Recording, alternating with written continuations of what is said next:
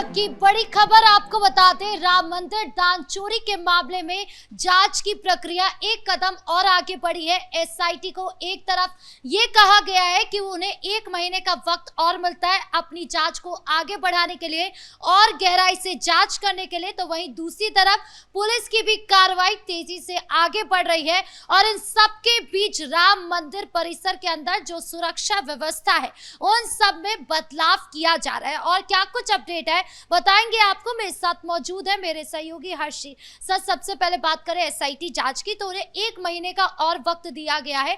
क्यों दिया गया है ये वक्त और क्या कुछ खुलासे हो सकते हैं? बिल्कुल, देखिए, एसआईटी के पुनर्गठन की बात की गई है कि एसआईटी का पुनर्गठन करिए और इसके बाद इसकी जांच होगी और 1 महीने में कहीं ना कहीं विस्तृत रिपोर्ट आपको देनी होगी। हालांकि कल सुप्रीम कोर्ट में जब इसका फैसला हुआ था तब हमने ये बातें देखी हैं, लेकिन अब इसकी प्रक्रिया जल्दी से जल्द शुरू हो रही है, क्योंकि ये कोर्ट की तरफ से जो भी फैसला आता है तो उसको कहीं ना कहीं मानना होता है। और एसआईटी का जब पुनर्गठन हो रहा है तो ये कहा जा रहा है कि कई और अहम खुलासे हो सकते हैं, क्योंकि एसआईटी ने जो पहले प्रारंभिक रिपोर्ट दी उसमें कई अहम खुलासे थे, जिसमें अनिल मिश्रा से लेकर तमाम 8 आरोपियों के नाम थे।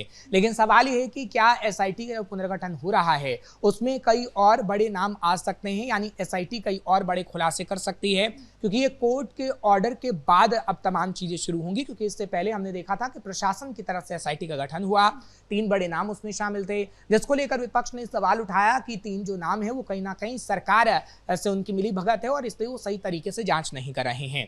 लेकिन अब सुप्रीम कोर्ट की तरफ से ऑर्डर आया है तो हम देखेंगे कि ये निष्पक्ष जांच होगी। और प्रशासन भी हालांकि निष्पक्ष जांच ही करा रहा था, लेकिन विपक्ष उस पर सवाल उठा रही थी। अब ये देखने वाली बात होगी कि क्या अन्य और भी आरोपी हैं, क्योंकि आप देखिएगा कि 8 ही आरोपी इस चोरी में संलग्न नहीं हो सकते, कि जब तक हमने देखा है कि ये चोरी की बात सामने आई थी तब तक काफी समय बीत चुका था, यानी 1 साल से पहले से ये चोरी हो रही थी। और इसमें सिर्फ 8 लोगों की संलिप्तता नहीं हो सकती है, इसमें कई लोगों की संलिप्तता होगी। और इसलिए कहा जा रहा है कि तकरीबन 100 से करीब नाम अब सामने आ सकते हैं, क्योंकि देखिए मुद्दा बड़ा बन गया है। और सवाल ये भी है कि आखिर वो आंकड़ा कब तक सामने आ पाएगा कि कितने करोड़ की चोरी हुई है, क्योंकि तमाम जो आरोपी हैं, किसी के पास 25 करोड़ की प्रॉपर्टी मिल रही है, किसी के पास 50 करोड़ की प्रॉपर्टी मिल रही है।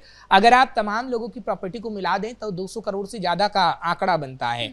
तो क्या 200 करोड़ से ज्यादा की भी चोरी हुई है? क्या ऐसी संभावना जताई जा सकती है? क्योंकि देखिए, जब तक आधिकारिक तौर पर आंकड़ा नहीं आता जब तक हम कुछ नहीं कह सकते। लेकिन इन आरोपियों ने कहीं ना कहीं 100 करोड़ से ज्यादा हड़पे हैं, ये बात जानकारी सामने आ रही है, लेकिन इसकी आधिकारिक पुष्टि ना हम करते हैं ना ही एसआईटी अभी कर पा रही है। सर, टिन्नू यादव से भी पुलिस ने 40 घंटे की रिमांड पर उसे लिया था और कई सारी बातें पूछी गई थी।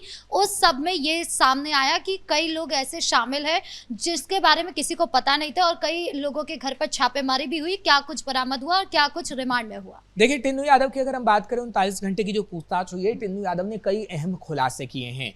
और कहा जा रहा है कि टिन्नू यादव ने बताया है कि किस तरीके से उसने तमाम गाड़ियों को खरीदा और गाड़ियों को उसने किराए पर लगाया ताकि उसका किराया आए और जो मनी है वो कहीं ना कहीं ब्लैक से वाइट हो जाए। क्योंकि देखिए, चोरी का पैसा कहीं ना कहीं इन्वेस्ट तो करना था, घर में रखते तो भी दिक्कत, बैंक लॉकर में रखते तो भी दिक्कत, अगर उसने कुछ खरीदा जाता तो भी दिक्कत। और ये सवाल उठता कि आखिर इतना पैसे कहाँ से आए और इतनी चीजें कहाँ से खरीद रहे हैं।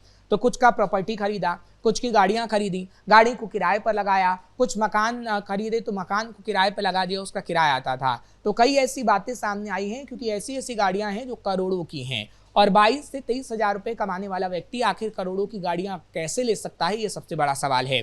और तो और कहा जा रहा था कि जब पिछले दिनों रात 3 बजे छापेमारी हुई थी टिन्नू यादव के घर, तो आसपास के लोगों ने भी बताया कि किस तरीके से टिन्नू यादव चोरी के जब उसने ट्रस्ट से जुड़ा, उसके बाद जब उसने चोरी की तभी उसके पास ये प्रॉपर्टी सामने आई है। इससे पहले वो अपनी पुश्तैनी मकान में रहता था और वो पुश्तैनी मकान उसके बाप दादा का था, लेकिन उसके बाद उसने अचानक से मकानों को खरीदना शुरू किया, अपने रिश्तेदारों को पैसा देना शुरू किया और ये बात टिन्नू यादव ने खुद कबूली है। हालांकि मनीष यादव की तरफ से भी कई बात कबूली गई है, जो उसका भतीजा है।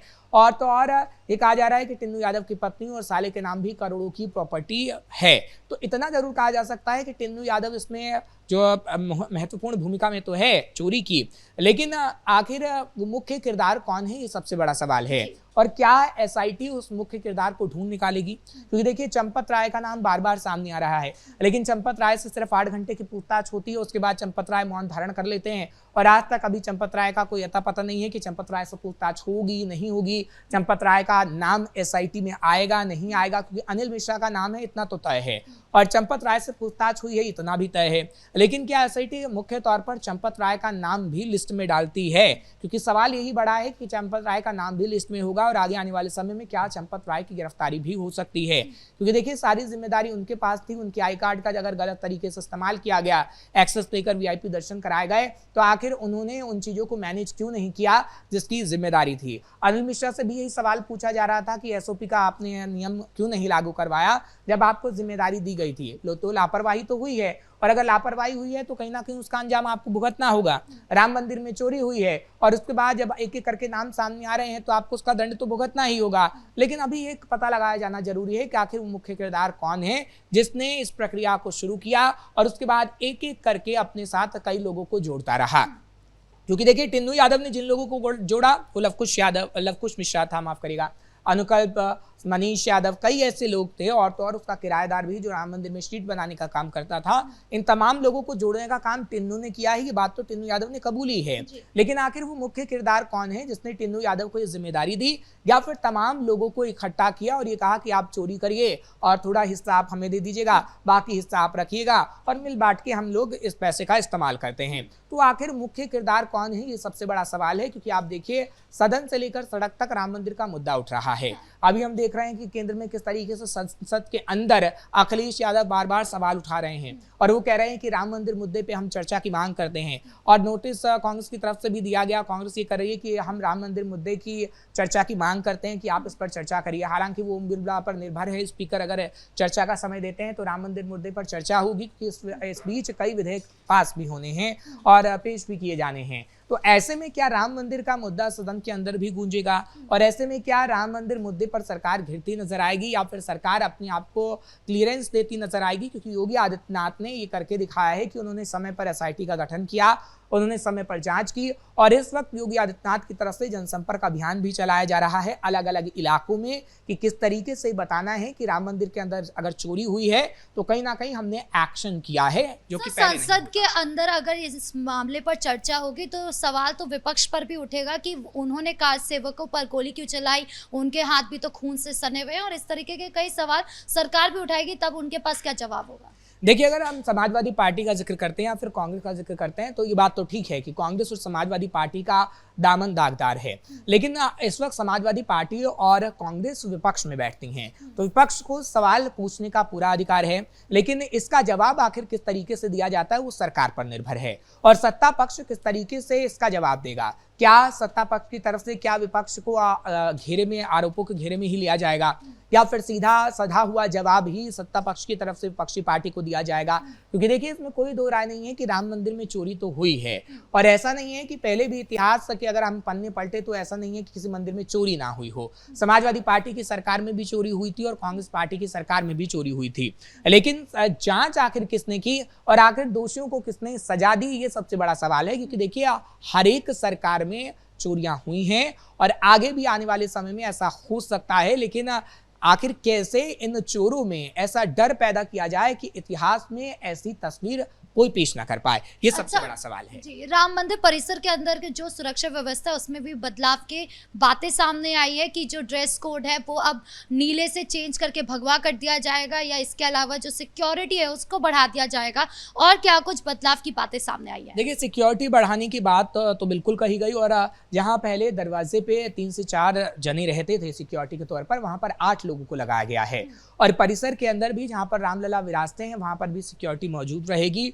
और तो और जो आपने ड्रेस कोड की बात की है कि ड्रेस कोड अब भगवा होगा, ये ठीक बात है कि पहले नीली कलर की ड्रेस होती थी लेकिन अब भगवा कलर की ड्रेस होगी और बाकायदा उसका नाम और एक कोड भी जारी किया जाएगा जिस कोड से उसकी पहचान होगी। हालांकि आगे आने वाले समय में क्या और बदलाव होंगे ये तो जब प्रेस कॉन्फ्रेंस होगी ट्रस्ट की तब बता पाएंगे पूरा ट्रस्ट, क्योंकि ट्रस्ट में जो बदलाव हुए हैं वो ट्रस्ट जानकारी जरूर देगा, लेकिन एक कोड होगा, उस कोड से पहचान होगी और उनके पास एक स्कैनर वाला आई कार्ड होगा और उसी स्कैनर से वो राम मंदिर परिसर के अंदर जा पाएंगे।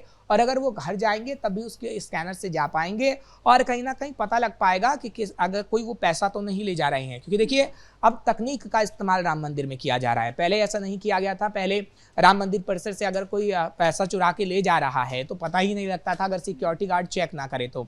लेकिन एक स्कैनर, एक कोड दिया जाएगा जिसके बाद हम देखेंगे कि पता लग जाएगा कि आखिर उसके जेब में पैसा है या नहीं है, या फिर पूरी चेकिंग किस तरीके से होती है। तो ये तमाम बदलाव हैं, ये होने बहुत ज़रूरी है, क्योंकि देखिए बताया ये भी जा रहा है कि गणेश सिस्टम जो है जहाँ काउंटिंग एरिया था उसको पूरी तरीके से चेंज किया जाएगा, सिक्योरिटी बढ़ा दी जाएगी, एक एक की चेकिंग की जाएगी। बिल्कुल देखिए, क्योंकि अगर हम बात करें जो काउंटिंग सिस्टम होता था कैश का, वो किस तरीके से होता था कि सीसीटीवी ऊपर लगाया गया, मानव श्रृंखला बना लिया, आपने चोरी कर लिया।